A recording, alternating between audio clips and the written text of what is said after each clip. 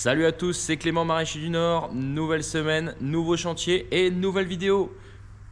Et pour cette semaine, c'est plantation de pommes de terre, les premières pommes de terre qu'on va mettre sous serre, environ 1000 m² avec une machine ancestrale, la Méon 4 ans à 75 cm. On va planter la variété Adora parce que c'est une variété hyper précoce, une des plus précoces d'ailleurs. Et surtout qui est assez polyvalente, même très polyvalente. En début de saison, on peut faire à peu près tout au niveau culinaire. Donc ça c'est très intéressant pour nous. Et donc dans cette vidéo on va parler préparation de sol, fertilisation, plantation, couverture avec le P17, irrigation. Donc allez, je vous emmène, je vous explique tout ça et je vous montre tout ça. Pour la plantation des pommes de terre en serre, on va utiliser cette machine. C'est une machine 4 ans, une planteuse 4 ans à 75 cm. Et avec donc on met 4 personnes derrière, on met les patates dans la trémie. Et ensuite les gens mettent les pommes de terre dans chaque godet. Voilà, je vais tourner. Bon là ça va pas marcher forcément. Hop. Ici, avec l'entraînement des roues, on fait avancer les godets. Vous avez devant le petit soc ouvreur qui ouvre la terre en surface, les godets qui arrivent ici en bas pour faire tomber la pomme de terre dans l'ouverture, et ensuite les deux petits socs de fermeture pour réaliser la petite butte.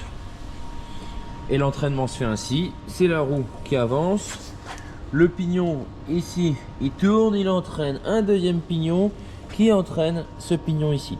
Et justement je viens de le changer parce qu'en fait avant je travaillais avec un pignon comme ça. Donc ça c'est un pignon qui, en fait on règle la densité de plantation grâce à ce pignon ici. Et donc j'ai plusieurs pignons, j'en ai des grands comme ça ici. Et je sais qu'avec ce pignon ici en 11 dents je suis à un bon entre les 32-33 cm entre chaque plan sur la ligne. Et donc ça convient très bien en plein champ pour du plan 28-35, normalement 35-45. Après on passe plus sur ces pignons là, sur ces grands pignons, mais en 28-35 ici 32 cm c'est impeccable. Là comme on va être en serre, on peut densifier un peu plus parce que l'eau c'est pas limitant. On peut le fait qu'on puisse arroser comme on veut, on peut se permettre d'avoir plus de plants au mètre carré. Il y a un peu moins de concurrence pour l'eau, comme elle sera disponible à volonté. Et puis surtout, on va pas chercher des très gros calibres. C'est-à-dire qu'au plus on espace les plants, au plus les pommes de terre qui vont se développer, elles auront des ressources exclusives, on va dire. Au moins il y aura de concurrence. Donc au moins il y a de concurrence, au plus il y a de calibre. Là en serre aujourd'hui c'est pour de la pomme de terre primeur. Donc on va chercher à avoir surtout beaucoup de pommes de terre pour avoir un maximum de rendement par rapport à la surface. Mais sur de la primeur on n'est pas obligé d'avoir des gros calibres. On va pas commencer directement à faire de la frite, etc. Donc des calibres moyens en début de saison au printemps c'est très bien. Donc on peut resserrer.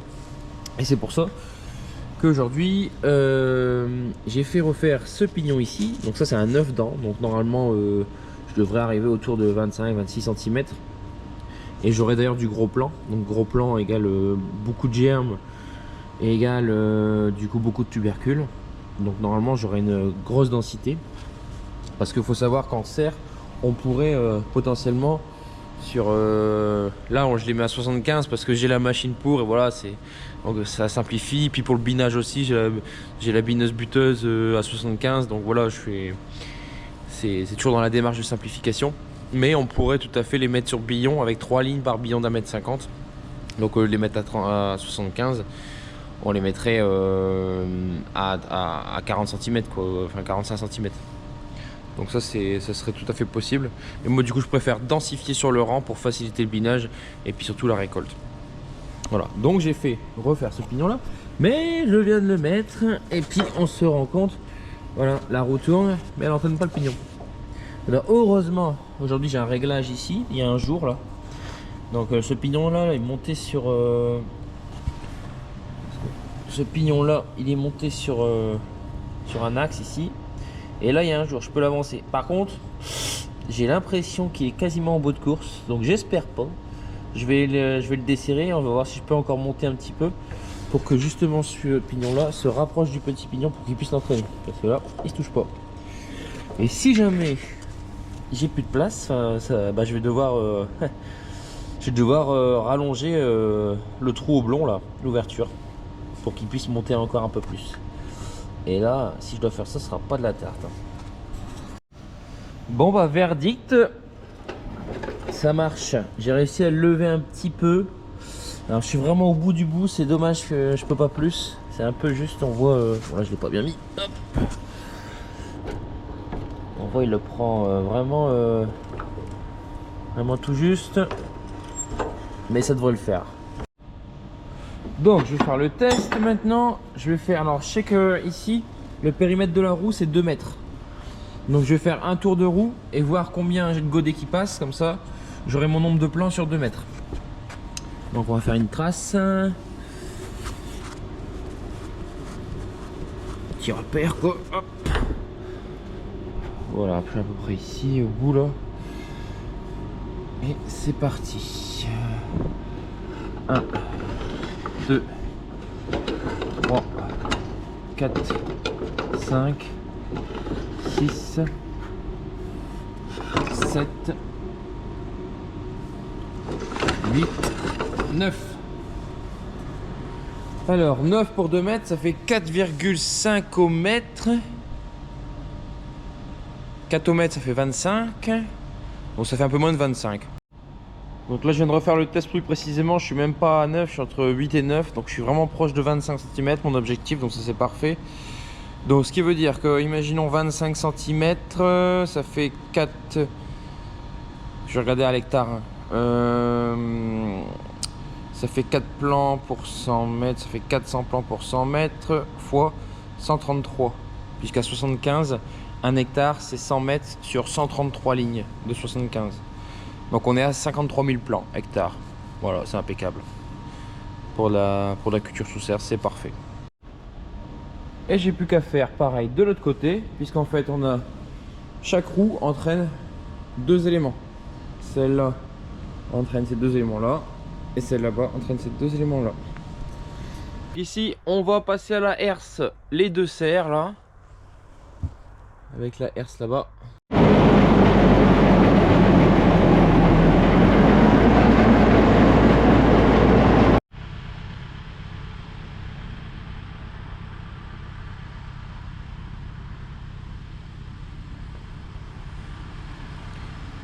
Voilà, ici la terre est prête pour planter.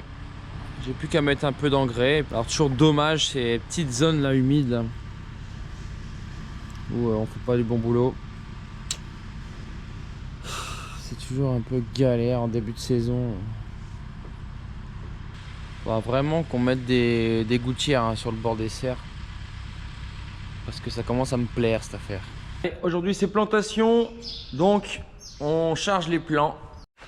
Voilà, donc tous les plants sont là entreposés, donc depuis quelques semaines maintenant, et on voit, on a des beaux petits germes qui sont arrivés. Donc ça c'est super, ça veut dire que la pomme de terre elle est démarrée. Maintenant une fois en terre, bah ça va encore s'accélérer.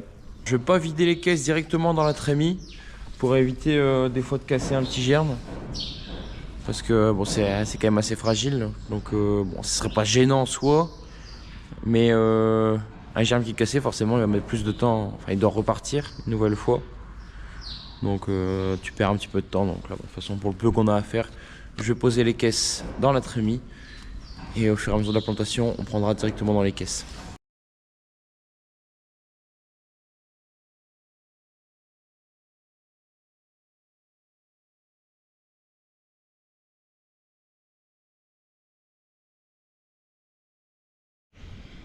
Alors, avant de planter, on va d'abord fertiliser la terre.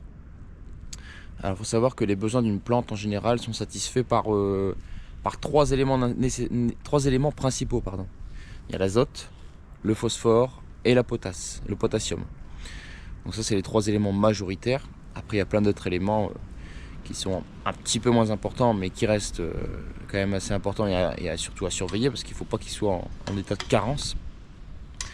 Donc on a par exemple le calcium, le cuivre, le zinc, tous ces éléments-là, le soufre par exemple. Et donc du coup, ici, faut savoir que l'année dernière, il y avait des tomates et on a mis déjà une bonne dose de fumier, de compost de fumier de volaille.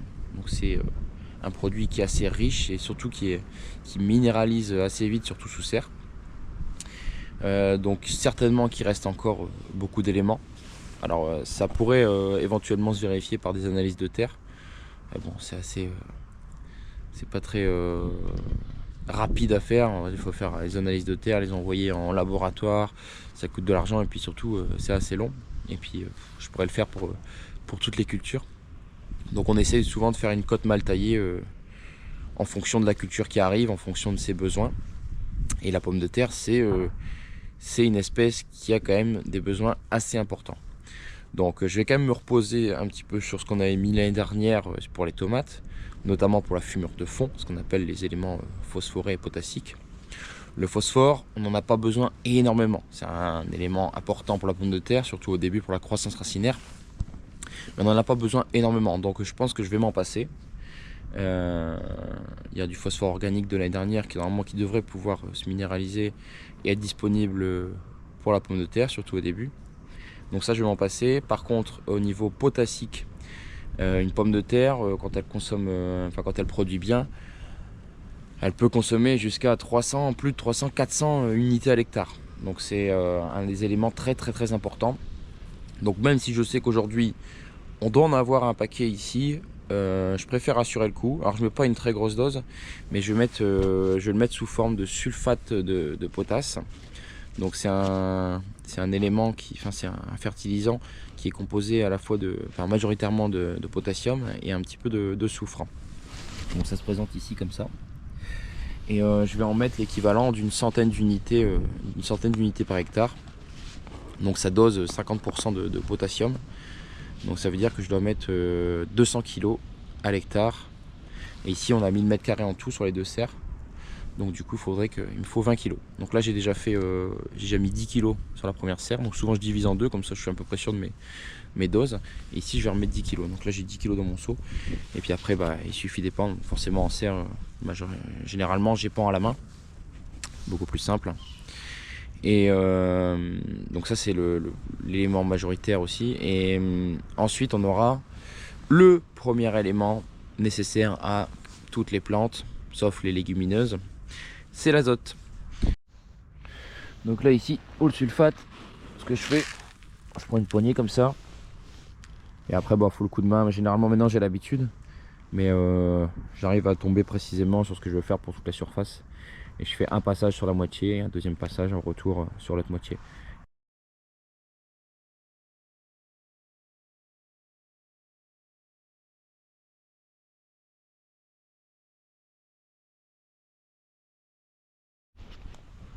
Voilà, donc maintenant on va mettre l'azote, donc le premier élément essentiel, en sachant que là je vais mettre que la moitié des besoins forfaitaires. Les besoins forfaitaires en pommes de terre, c'est autour de 200 unités par hectare d'azote. Mais là bon, il y en a certainement un peu dans le sol.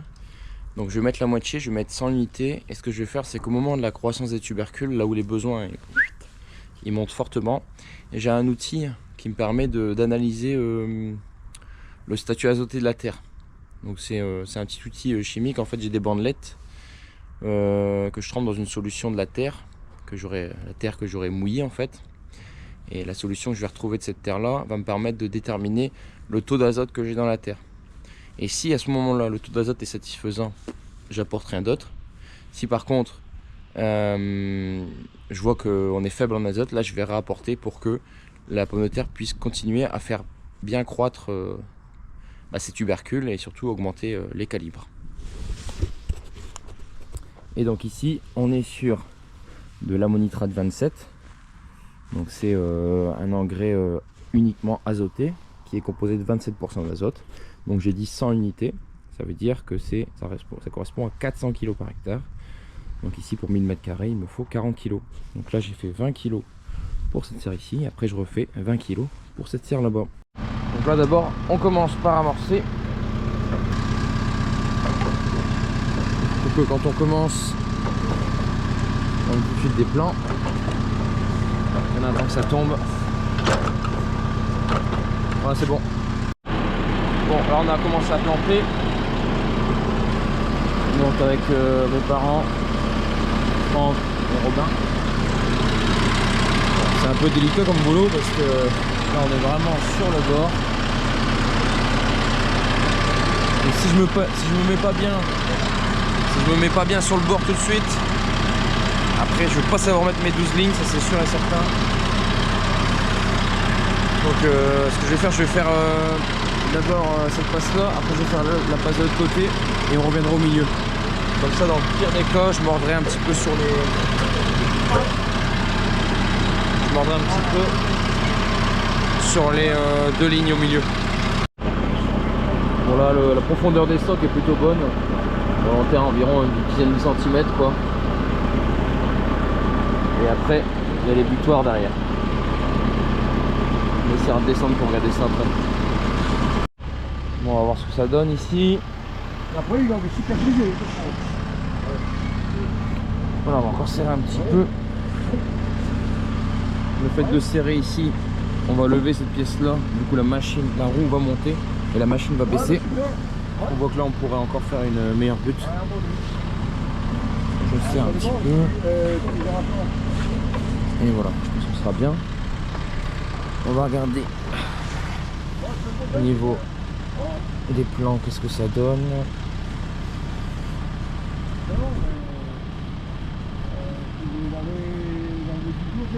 Hop, ici j'en ai un.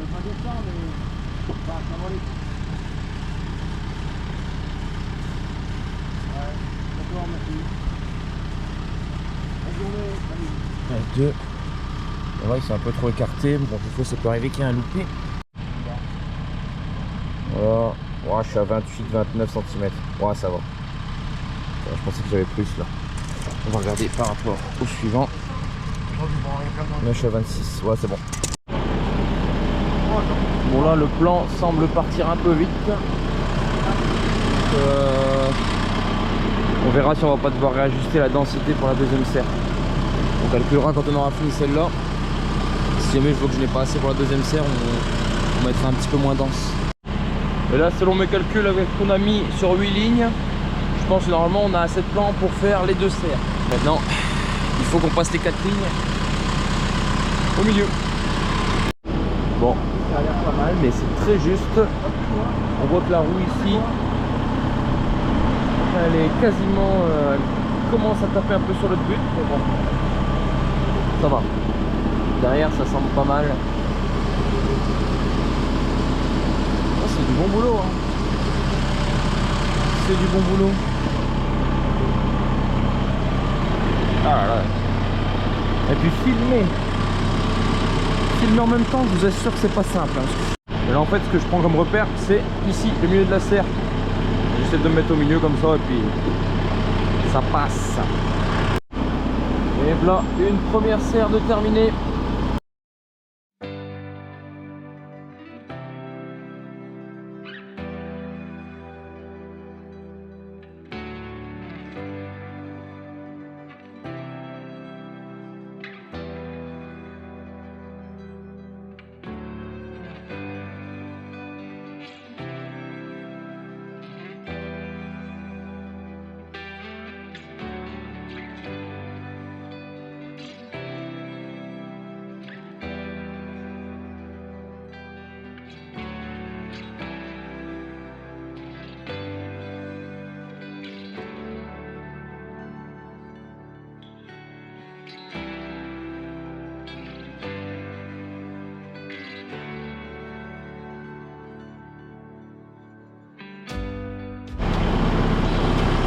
Voilà, chantier terminé. Il restera quasiment... Ouais, il va rester 2 caisses de plan quoi, max.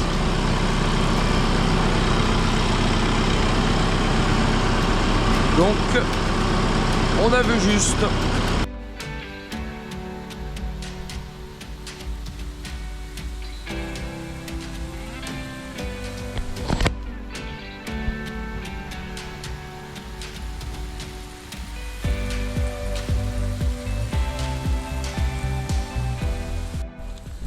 aussitôt planté, aussitôt arrosé. Et ouais, donc là du coup quand on a planté les pommes de terre, c'était la terre était très sèche. Donc là le fait d'arroser de façon abondante, on va arriver à mettre l'humidité jusqu'au plant. Ça va le permettre de germer dans des bonnes conditions. Et donc le planning ici qui est prévu. Donc là j'arrose pendant 2 heures, 2 heures et demie, on verra bien. Et il faut que ça traverse bien tout l'horizon. Et ensuite on va laisser reposer un petit peu pour qu'on juste le temps qu'on puisse remarcher dessus sans faire de grosses traces. Donc d'ici une paire de jours on ira mettre un voile de forçage, un P17, pour que en plus de la serre on monte en température au niveau du sol pour que ça germe plus vite, que ça sorte plus vite et qu'on ait des pommes de terre plus vite. À un moment donné il va falloir enlever le voile pour rebuter juste avant la levée. En fait je vais surveiller le germe qui va monter tout doucement, et avant qu'il passe la surface on ira remettre un gros paquet de terre au-dessus de la butte pour deux objectifs de désherbage et surtout créer la butte finale en fait qui va permettre d'accueillir tous les tubercules fils, donc les pommes de terre qu'on va consommer quoi. Bon là ça fait déjà 3 heures que ça tourne, mais la terre elle boit encore. Il n'y a pas du tout de flaque en surface, ça veut dire que c'est encore en train de pénétrer. Après forcément c'est de l'aspersion très douce, hein. Ça se fait très calmement et en douceur. Donc du coup ça accompagne vraiment bien la pénétration de l'eau dans le sol. Donc dès que je vais voir qu'il y a un peu de stagnation d'eau sur le dessus, ça veut dire que la pénétration elle est faite à 100% et qu'on pourra stopper. Donc je viens surveiller toutes les 20 minutes là. Mais là déjà 3 heures, on voit que ça avait soif.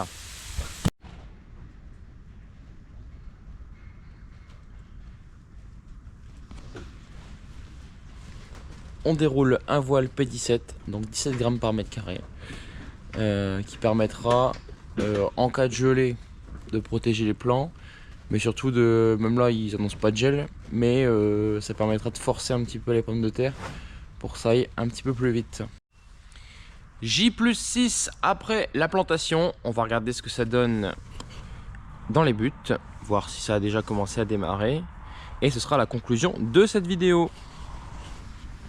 Alors, cherchons donc un plan. Il est là. Alors, est-ce qu'il a commencé à faire quelque chose? Ouais, ça a bien commencé. Bon, c'est toujours assez calme au début. Surtout que malgré que ce soit en serre, les températures ne sont pas non plus énormes. Mais après quand c'est démarré, là ça fonce. Et vous verrez d'ailleurs sur la photo vignette de la vidéo. Et j'ai regardé un plan ici sous le voile P17 et là il fait déjà 2 cm le germe. Donc il y a déjà bien une différence. Et donc en effet, vous voyez j'ai fait moitié avec le voile et moitié sans le voile. Donc ce sera l'occasion dans une parenthèse d'une autre vidéo de vous faire le comparatif au niveau du développement végétatif, voir si on a une réelle avance ici avec le voile. Normalement oui, hein, plus 3-4 degrés, c'est censé faire la différence. En tout cas, je vous remercie d'avoir regardé cette vidéo. J'espère qu'elle vous aura plu. Si c'est le cas, le pouce, l'abonnement surtout, hyper important. Et puis je vous dis à la semaine prochaine. À nos stocker.